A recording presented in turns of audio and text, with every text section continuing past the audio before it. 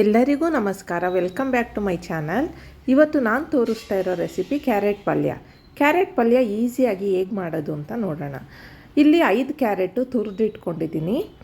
ಹಾಗೆ ಒಗ್ಗರಣೆಗೆ ಸಾಸಿವೆ 1 ಟೇಬಲ್ ಸ್ಪೂನ್, ಕಡಲೆಬೇಳೆ 1 ಟೇಬಲ್ ಸ್ಪೂನ್, ಉದ್ದಿನಬೇಳೆ 1 ಟೇಬಲ್ ಸ್ಪೂನ್, ಕರಿಬೇವು ಸ್ವಲ್ಪ, ಈರುಳ್ಳಿ 5 ಒಣಮೆಣಸಿನ್ಕಾಯಿ ಮುರಿದಿಟ್ಕೊಂಡಿದ್ದೀನಿ, 1 ಇಡೀ ಕೊತ್ತಂಬರಿ ಸೊಪ್ಪು, ಹಾಗೆ 3/4 ಕಪ್ಪು ಕಾಯಿ ತುರಿ, ಹಾಗೆ 5 ಟೇಬಲ್ ಸ್ಪೂನ್ ಎಣ್ಣೆ, ರುಚಿಗೆ ತಕ್ಕಷ್ಟು ಉಪ್ಪು.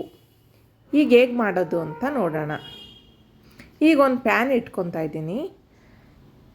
ಇದಕ್ಕೆ ಎಣ್ಣೆ ಸೇರಿಸ್ಕೊತಾ ಇದ್ದೀನಿ. 5 ಟೇಬಲ್ ಸ್ಪೂನ್ ಸಾಸಿವೆ ಸೇರಿಸ್ಕೊತಾ ಇದ್ದೀನಿ. ನಂತರ ಕಡಲೆಬೇಳೆ, ಉದ್ದಿನಬೇಳೆ,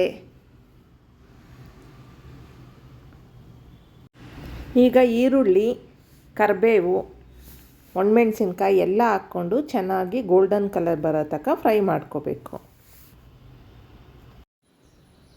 ಹಾಗೆ ಉಪ್ಪು ಸೇರಿಸ್ಕೊಂಡಿದ್ದೀನಿ. ನಂತರ ಕ್ಯಾರೆಟ್ ಸೇರಿಸ್ಕೊತಾ ಇದ್ದೀನಿ.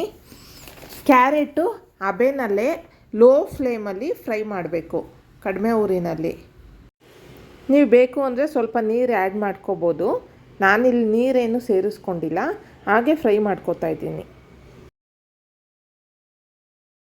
ಈಗೆಲ್ಲ ಚೆನ್ನಾಗಿ ಫ್ರೈ ಆಗಿದೆ. ಈಗ ಇದಕ್ಕೆ ಕಾಯಿ ತುರಿ ಸೇರಿಸ್ಕೊತಾ ಇದ್ದೀನಿ. ನಿಮಗೆ ಬೇಕಂದರೆ ಕಾಯಿ ತುರಿ ಹಾಕೋಬೋದು, ಇಲ್ಲಾಂದರೆ ಸ್ಕಿಪ್ ಮಾಡ್ಕೋಬೋದು. ಈಗ ಇದಕ್ಕೆ ಕೊತ್ತಂಬರಿ ಸೊಪ್ಪು ಎಲ್ಲ ಸೇರಿಸ್ಕೊಂಡು ಚೆನ್ನಾಗಿ ಮಿಕ್ಸ್ ಮಾಡ್ಕೋತಾ ಇದ್ದೀನಿ. ಈಗ ಕ್ಯಾರೆಟ್ ಪಲ್ಯ ರೆಡಿ. ನೀವು ಟ್ರೈ ಮಾಡಿ ಹೇಗಿತ್ತು ಅಂತ ಕಮೆಂಟ್ ಮಾಡಿ, ಲೈಕ್ ಮಾಡಿ, ಸಬ್ಸ್ಕ್ರೈಬ್ ಮಾಡಿ, ಶೇರ್ ಮಾಡಿ. Thank you for watching.